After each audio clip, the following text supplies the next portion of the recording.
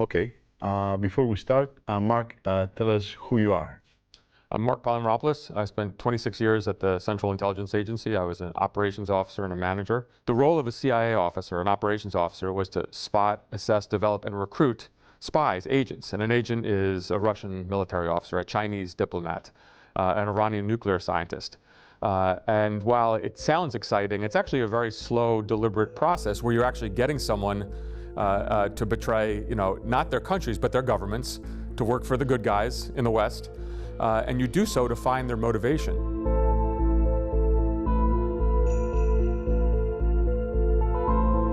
So it was a fascinating job. Not as exciting as James Bond in the movies, action and things like that, although I did spend a lot of time in our conflict zones in Iraq and Afghanistan, but really a job about people and about psychology, and it was fascinating to me.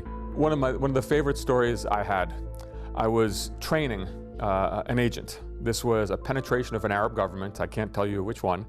I was on the streets of Europe teaching them about things that we call tradecraft, surveillance detection routes, how not to get caught.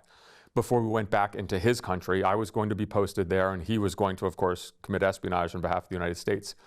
And I'm teaching him all these really intricate, detailed, things about tradecraft, and he was absolutely nailing it. He was really good, very street smart.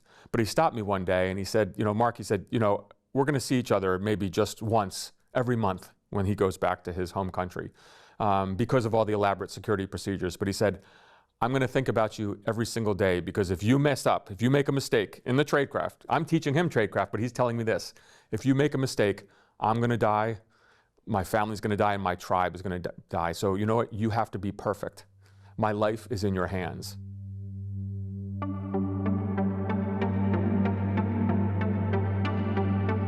And I spent most of my career in the Middle East. But the last several years of my career, I was overseeing our clandestine operations in Europe and Eurasia, particularly against Russia. Russian intelligence is even more dangerous. And if you see over the last several years, Russia is acting like a terrorist state. There are assassination operations. They're blowing up warehouses. They're going after targets inside Europe. Of course, they're still trying to interfere in various European elections.